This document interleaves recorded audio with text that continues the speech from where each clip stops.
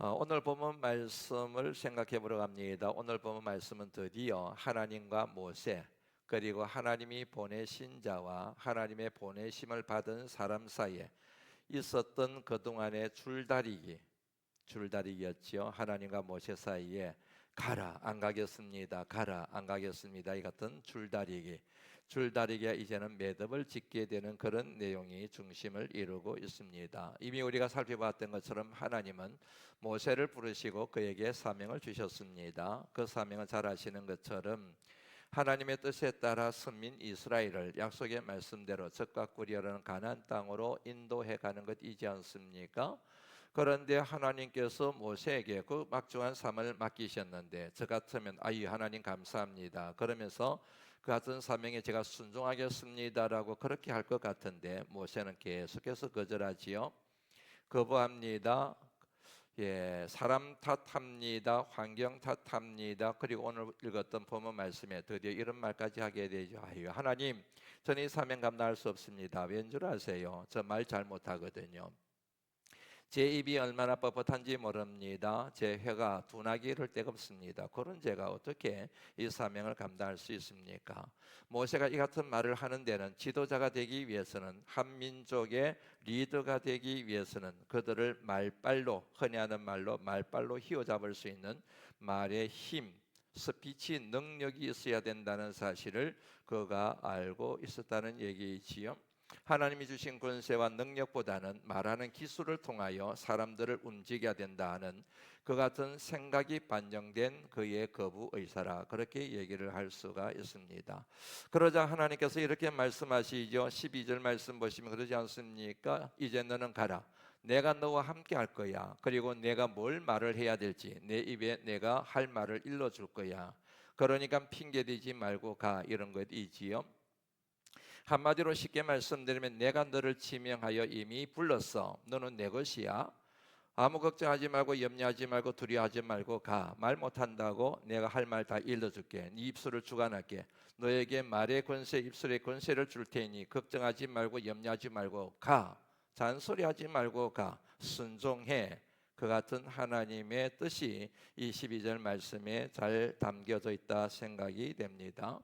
그러면 하나님 가겠습니다라고 저 같으면 순종할 것 같은데 여러분들도 마찬가지이지 않겠습니까? 그런데 모세가 이렇게 반응을 보입니다. 13절 말씀 보시면 오 주여 보내실 만한 자를 보내시옵소서 그렇게 얘기합니다. 하나님 저 가기 싫어요. 하나님 저 하기 싫습니다.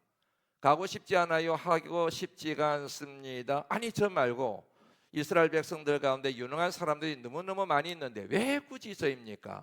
아니 그만큼 제가 말씀드렸으면 하나님 좀 제 말을 좀 들어주셔야지요. 좀 저를 놔주세요. 저는 이제 못 갑니다. 오 주여 보낼 만한 자를 보내시옵소서. 그의 단호한 의지가 이 같은 그의 반응 속에 나타나 있는 것을 볼 수가 있습니다. 여기서 또다시 질문이 생기죠.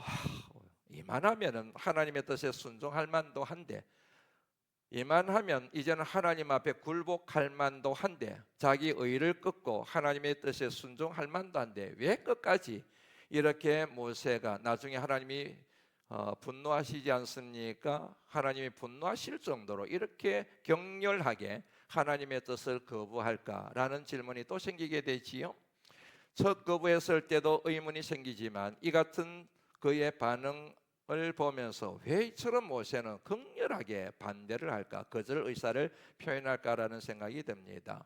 그에 대한 답을 찾기 위해서 이런 책 저런 책을 읽어봤습니다. 이번에 주석 저번에 주석을 읽어봤습니다. 다양한 견해들이 학자들마다 주장되고 있었습니다. 그런데 모든 견해들이 다 제 마음에 공감이 갔습니다. 그런데 그 가운데서 가장 공감이 간 이유가 현대 유대인 학자 중에 한 사람인 엘리 비젤이라는 사람이 말한 것이 탁 마음에 와닿더라고요. 이랬을 수 있겠구나 하는 생각이 들었다는 얘기입니다. 왜 모세가 이렇게 극렬하게 반대를 했는가? 하나님의 뜻에 순종하지 않았는가? 많은 사람들이 그 이유를 설명하고 있는데 엘리 비젤이라는 현대 유대인 작가가 설명을 한 내용이 제 마음에 와닿았다는 얘기입니다.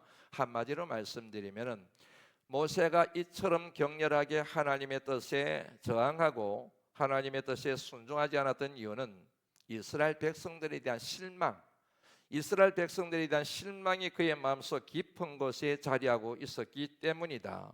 그 얘기를 해요. 굉장히 일리가 있다는 생각이 들었습니다. 자, 지금 하나님께서 모세를 부르실 때의 나이가 몇 살입니까? 80이잖아요. 그런데 40년 전에, 지금으로부터 40년 전에 어떤 일이 있었는지 알고 계시죠? 그때 모세는 바로의 궁전에 살고 있었습니다. 그러던 어느 날 마실을 나갔지 싶습니다. 밖으로 나갔는데 그의 동족 히브리인 사람 하나가 애굽의 한 사람에 의하여 매를 맞고 있는 것을 봤습니다. 우리 동족이 매를 맞고 있네. 그때부터 그에게 민족의식이 사실은 돋아나기 시작했거든요. 매를 맞고 있네. 저 사람을 내가 구해야 되겠다. 그래서 그 싸움에 개입을 하게 되지요. 그 같은 와중에 애굽 사람을 죽이게 됩니다. 그리고 묻게 되지 않습니까? 그런데 그가 그 같은 일에 개입하고 그 사람을 죽였을 때 어느 한 사람, 히브리 사람 가운데서, 이스라엘 사람 가운데서 그의 편이 되어주거나 힘이 되어주거나 그에게 힘을 준 사람이 아무도 없었다 하는 것입니다. 심지어는 그렇게 구출받은 사람조차도 모세의 힘이 되어주거나 모세를 옹호하거나 지지하지 않았다는 얘기이지요. 그 사실을 알 수 있는 내용이 그 이튿날에 일어나게 되지요. 모세가 그 이튿날 또 나갔습니다. 그런데 이번에는 히브리 종족끼리, 같은 동족끼리 싸우고 있지 않습니까? 그거 알고 계시지요? 동족끼리 싸웁니다. 그래서 모세가 개입을 하게 되지요. 아니, 동족끼리 왜 싸웁니까? 우리가 이 같은 먼 타국에 와서 생활하고 있는데 싸우면 안 되지요. 그렇게 개입해서 두 사람을 뜯어말리지 않습니까? 그럴 때 그 두 사람이 어떤 반응을 보였는지 알고 계시지요? 이 사람이 말이야, 어제는 애굽 사람과 우리 민족이 싸울 때도 개입하여 그 사람을 죽이더니 우리 두 사람을 죽일 판국이야? 뭐 이렇게 된 거이지요. 우리 둘도 죽이려고 그래? 막 이런 식이었던 것 같아요. 뉘앙스가 그렇게 얘기를 합니다. 그러니까 어제 히브리 동족과 그리고 애굽 사람의 싸움에 개입하여 애굽 사람이 죽인 사실이 이미 다 소문이 나 있었고, 그리고 그것에 대하여 히브리 사람들이 큰일 났다. 이 사람 때문에 우리 민족이 지금 애굽 바로 왕에 의하여 큰 어려움을 당하게 되었다. 이 모세 큰 위험한 인물이야. 이 같은 의식이 소문이 쫙 팽배해져 있었지 않았을까, 그렇게 생각할 수 있다는 얘기이지요. 그 같은 상황을 겪으면서 동족끼리 왜 이러지? 내가 한 일에 대하여 이 사람들이 왜 이렇게 비난을 하지? 그 같은 사실로 인하여 모세가 상처를 입었다. 그렇게 정리를 할 수가 있다는 얘기이지요. 히브리 동족에 대하여 실망을 했다는 이야기입니다. 그 사건이 알려지고 난 뒤에 바로 왕이 모세를 죽이기 위하여 힘쓰지 않습니까? 만일 그 상황에서 히브리 사람들이 그를 도와주었다고 한다면, 그의 편이 되어줬다고 한다면, 자, 이번에 이제 우리가 기회가 되었습니다. 애굽에 대하여 우리가 저항합시다. 그리고 이제 우리 하나님의 약속의 말씀에 따라 우리가 애굽을 탈출합시다. 이 같은 식으로 힘이 모아졌더라고 한다면 좋았을 텐데, 그런데 어느 한 사람도 모세의 편이 되어주지 않습니다. 그에게 피할 길을 열어주지 않습니다. 힘이 되어주지를 않습니다. 결국에는 모세가 이방 땅인 미디안 광야로 도망가게 됩니다. 그곳에서 40년을 지나게 됩니다. 그야말로 낭인의 생활을 하게 되지 않습니까? 그 일로 인하여 모세의 마음속에는 동족에 대한 실망감, 동족에 대한 깊은 상처가 있었을 것이다. 이렇게 얘기하는 거이지요. 이 같은 상처를 입고 있는 이스라엘 백성들에 대하여 실망하고 있는 모세에게 하나님께서 그 사람들을 데리고 가라, 출애굽해라, 그리고 하나님의 뜻을 이루라. 그러니까 실망한 사람들 데리고 하고 싶은 마음이 없는 거예요. 상당히 설득력이 있지 않습니까? 특별히 목회를 하고 있는 제게 이 같은 내용이 깊게 공감이 가는 중요한 이유는 목회를 할 때도 이 같은 상황이 펼쳐질 때가 참 많거든요. 목회를 합니다. 목회라는 게 제 일이 아니지 않습니까? 하나님의 일이지 않습니까? 주의 몸된 교회를 세우는 일이지 않습니까? 그런 일들을 위하여 힘이 되어주는 분들이 있는가 하면 힘을 빼는 분들이 있기 마련이지요. 그건 어쩔 수가 없습니다. 사람 사는 세상이 다 그러하듯 교회도 그런 경향이 있을 수밖에 없거든요. 다시 말씀드립니다. 주의 몸된 교회를 세워가고 하나님이 저를 통하여 이루시기를 원하시는 일들을 제가 감당해 갈 때에 힘을 주는 분이 있는가 하면 힘을 빼는 사람이 있고, 옷을 입히는 사람이 있는가 하면 옷을 끊임없이 벗기는 사람이 있게 마련이거든요. 그거를 감안하고 목회를 하는 거이지요. 그런데 문제는 뭐냐면 목회자의 힘이 되어줘야 될 분이, 목회자의 힘이 되어줘야 될 분이 계십니다. 그런데 그런 분들이 힘을 빼는 말과 행동과 어떤 얘기들을 듣게 되면은 목회 의욕이 사라져 버려요. 힘을 빼는 분들, 아이 그분 그렇지 뭐 내가 이해하고 넘어가야 되지 뭐 그렇게 이해를 할 수 있는데, 그런데 힘이 되어줘야 될 분, 제가 좀 의지하고 힘을 좀 얻고 싶고 위로를 받고 싶은 분들, 대표적인 분들이 바로 항존들이지 않겠습니까? 힘이 되어줘야 될 분들이 힘을 주기는 그냥 힘을 빼버릴 때는 실망해서 도망가고 싶다, 미디안 강야로 도망가고 싶다, 내려놓고 싶다, 포기하고 싶다, 그런 마음이 들 수 있다는 얘기인 거지요. 모세의 감정이 그랬을 거라는 측면에서 엘리 비젤이 말한 말이 제 마음에 확 와닿더라는 그런 얘기입니다.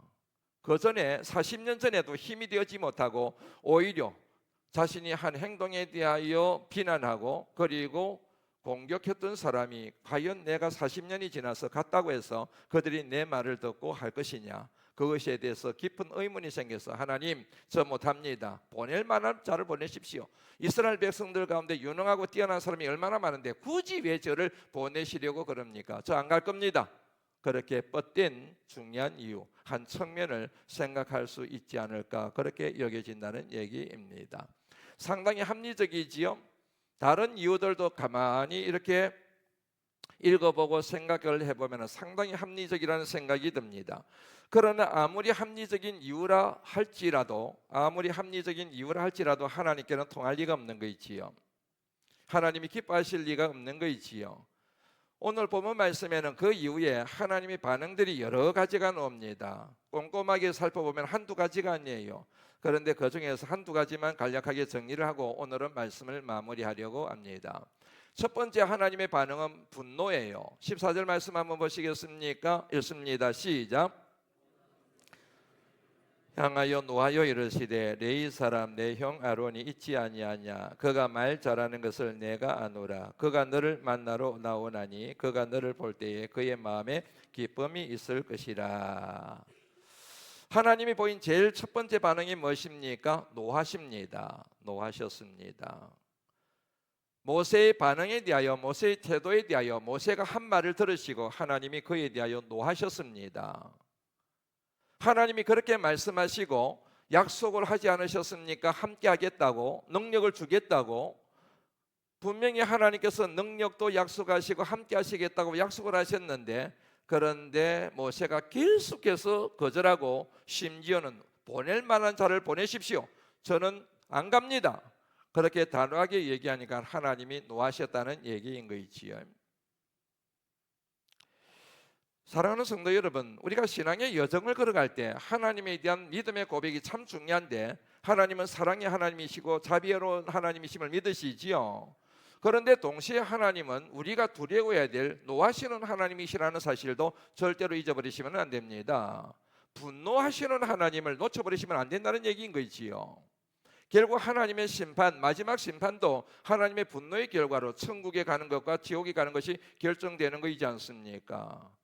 우리의 언행 심사를 살피시고 그에 대하여 하나님이 반응하시는 하나님, 물론 오래 참으시지만 그럼에도 불구하고 하나님께서 이때는 내가 좀 노가 생기는구나, 그러며 우리에 대하여 하나님이 분노하시는 하나님이시라는 사실을 잊어버리고 신앙생활에서는 안 된다는 얘기입니다.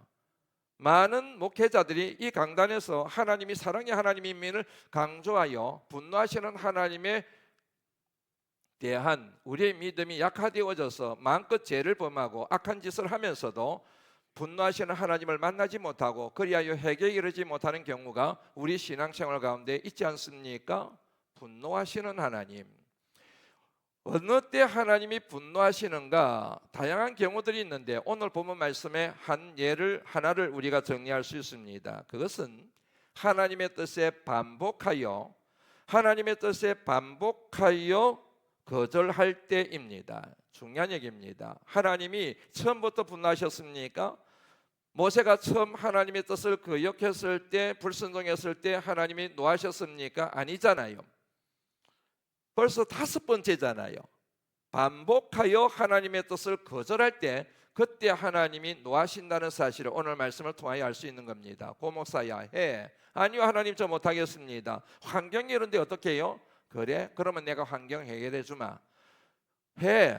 아니 하나님 저 못하겠어요. 이 사람들하고 저 못하겠어요. 내가 해결해 주마. 그 사람들의 마음을 다독이마. 해. 아이 하나님 그래도 다른 사람 보내세요. 저는 못해요.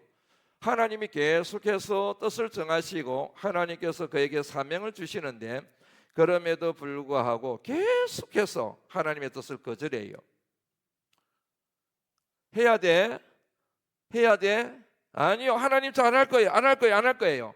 반복해서 거절합니다. 반복해서 불순종합니다. 반복해서 죄를 범하고 있습니다. 그러다가 어느 때가 되면 하나님께서 노하시게 된다는 사실인 거이지요. 이 중요한 내용입니다, 여러분. 여러분들 신앙생활 할 때 하나님이 주시는 뜻이 있잖아요. 하나님이 주시는 음성이 있지 않습니까? 하나님이 내게 뭘 원하시는지, 내게 어떤 사명을 주셨는지 명확하게 알고 계시지 않습니까? 말씀을 통하여, 기도를 통하여, 혹은 찬양 가사를 통하여 하나님이 주시는 메시지가 분명히 여러분들 알고 계실 거예요.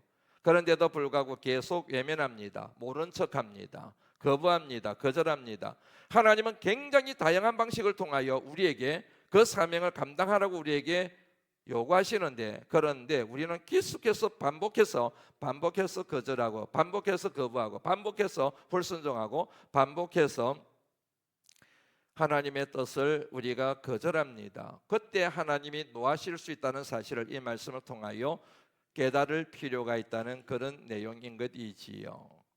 속히 순종하시기를 주의 이름으로 권면합니다. 물론 하나님은 분노하셨지만 그럼에도 불구하고 하나님은 모세를 통하여 하나님이 거룩하신 뜻을 이루시고자 하는 그 뜻을 철회하지는 않으셨습니다. 그래 때려치워라. 너 말고도 사람 많다. 너 그만둬. 내가 그렇게 말했으면 들어야지. 안 하겠다고? 그래. 너 다시 안 볼 거야. 너 멋대로 해. 그렇게 하나님이 말씀하지 않으시고 그에게 정하신 뜻을 철회하지를 않으셨습니다. 그를 버리지 않으시고 그를 하나님께서 포기하지 않으셨습니다. 대신 하나님께서는 그에게 대안을 제시하시게 되지요. 말 못한다고? 그러면 네 입이 되어줄 사람을 내가 하나 세우마. 그 사람이 누구입니까? 그의 육신의 형 아론이지요. 아론을 내가 붙여줄게. 그 아론을 통하여 네가 말하면 돼. 너가 해야 될 말을 아론에게 말해. 그러면 그 아론이 너를 대신하여 말할 거야. 내가 아론에게 할 말을 일러줄게. 그러면 그 아론이 나를 대신하여 말을 하게 될 거야. 그러면 됐지? 그러면서 대안을 하나님께서 제시하게 되지요. 그런데 재미있는 것은요, 왜 하나님께서 아론을 그에게 대안으로 제시하셨을까?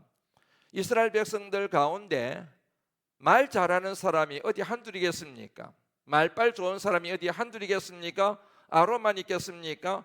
무수히 많은 사람들이 있지 않겠습니까? 그럼에도 불구하고 아론을 딱 뽑아서 그에게 하나님께서 붙여주신 이유가 뭘까요? 앞서 말씀드렸던 말씀의 맥과 통하는 내용이죠. 모세는 이스라엘 백성들에 대하여 실망을 하고 있는 거예요. 이스라엘 백성들로 인하여 상처를 받았습니다.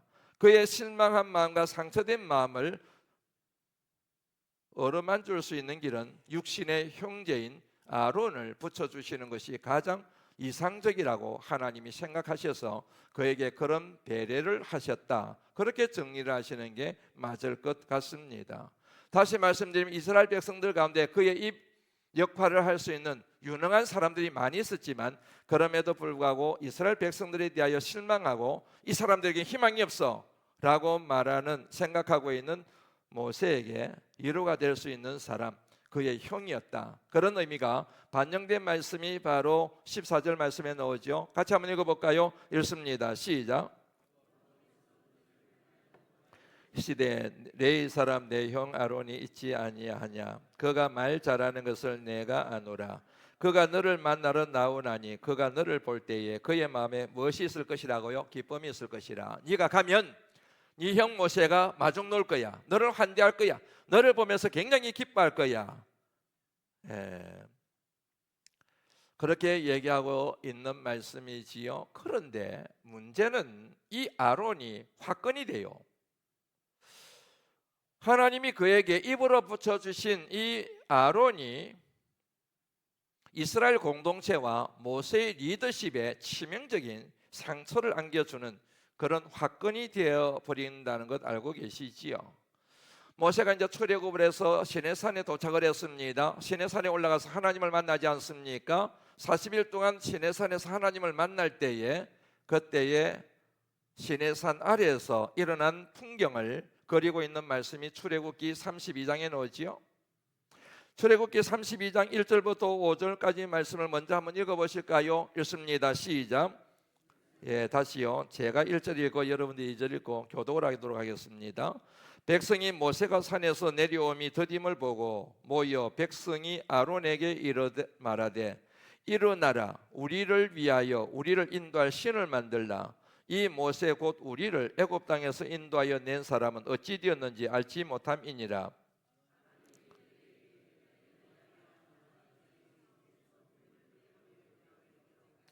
모든 백성이 그 귀에서 금고리를 빼어 아론에게로 가져가매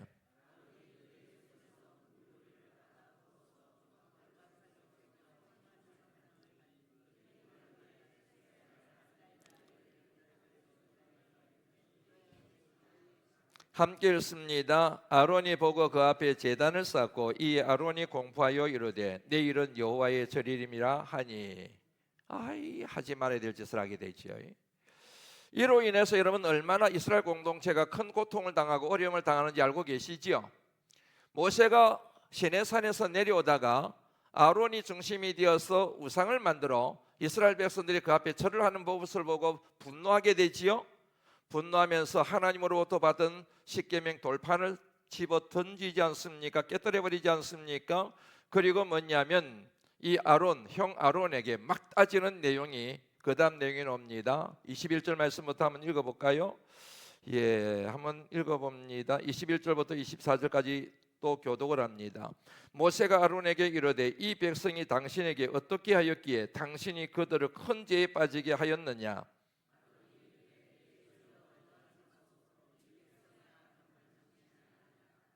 그들이 내게 말하기를 우리를 위하여 우리를 인도할 신을 만들라. 이 모세 곧 우리를 애굽 땅에서 인도하여 낸 사람은 어찌 되었는지 알 수 없노라 하기에 내가 그들에게 이르기를 금이 있는 자는 빼내라 한즉 그들이 그것을 내게로 가져왔기로 내가 불에 던졌더니 이 송아지가 나왔나이다. 거짓말하고 있잖아요. 나중에 이 본문의 말씀에 우리가 출애굽기 강해가 갔을 때 좀 더 자세하게 설명을 하겠지만 오늘 본문 말씀의 맥락에서 말씀드리고 싶은 것은 모세가 나는 말 못합니다. 그래 네 형 아론 붙여줄게. 그랬을 때 하나님이 붙여주신 이 아론이 이스라엘 공동체와 그리고 모세의 리더십에 심각한 타격을 입히는 치명적인 상처를 입히는 사건이 되었다는 얘기입니다. 여기서 한번 우리가 생각을 해봐야 될 게 있습니다. 그것은 뭐냐면 모세가 만일 하나님께서 말씀하셨을 때 하나님 제가 순종하겠습니다. 제가 입이 비록 둔하고 그리고 말을 잘 못하지만 하나님의 뜻에 제가 순종하겠습니다. 그랬더라고 한다면 아론이 이처럼 모세 행세를 하며 하나님 노릇하는 그런 일들은 없지 않았지 않겠습니까?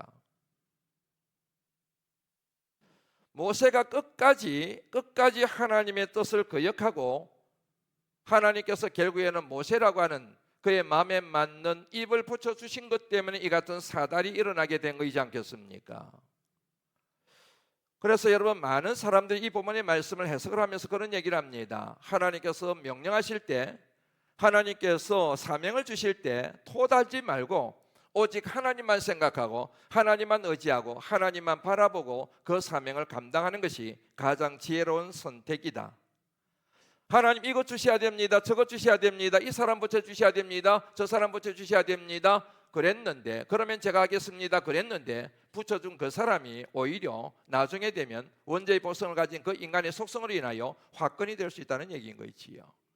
그러므로 하나님의 부르심을 받고 하나님의 사명을 감당하는 사람들에게는 가장 기본적인 믿음의 자세가 필요한데, 그것은 오직 하나님만 바라보고 하나님만 의지하고 하나님만 생각하고 하나님이 하라고 명하신 사명을 감당하는 것이 중요함을 이 말씀이 우리에게 교훈하고 계시다는 얘기입니다. 앞서 말씀드린 것처럼 저는 목회자입니다. 목회자를 할 때 눈에 보이지 않는 하나님, 그와 동시에 눈에 보이는 도움이 되고 힘이 되는 사람들도 참 중요합니다. 그런데 그 같은 함정에 빠지면 안 된다는 얘기인 거지요. 힘이 되는 사람이 있지요. 그러나 그 힘을 주던 사람이 오히려 힘을 뺄 가능성도 있는 거지요. 그러므로 사람을 신뢰하고 사람을 믿고 하나님이 하라고 명하신 사명을 감당하는 것이 아니라 변치 않으시고 약한 가운데에서도 언제나 저를 통하여 영광을 받으시는 하나님, 그 하나님만 전적으로 신뢰하며 하나님만 바라보며 하나님만 의지하며 제게 주어진 사명을 꾸준하게 감당해가는 믿음의 지혜가 필요함을 이 말씀을 통하여 깨닫게 되는 것이지요. 그것은 여러분들도 마찬가지입니다. 여러분들에게 진정한 힘이 될 수 있는 분은 오직 하나님 한 분밖에 없습니다. 사람 때문에 실망하셨다고요? 하나님보다 그 사람을 의지했기 때문에 그런 거이지 않겠습니까? 사람 때문에 상처를 받으셨다고요? 하나님만 신뢰해야 될 분이 사람을 신뢰했기 때문에 상처받은 거이지 않겠습니까? 스스로 상처를 자청한 것이지 않겠습니까? 우리가 하나님의 어떤 사명을 감당하시든, 가정의 사명이든 교회 안의 사명이든 어떤 사명이든 항상 변함없으시는 하나님만 바라보시고 하나님을 의지하시고 하나님만 생각하시고 하나님만 힘삼고 살아가시는 믿음의 여정, 성김의 여정이 되시기를 말씀이 육신이 되어 우리 가운데 가시는 주님의 이름으로 축원합니다. 적극적으로 순종하세요. 예.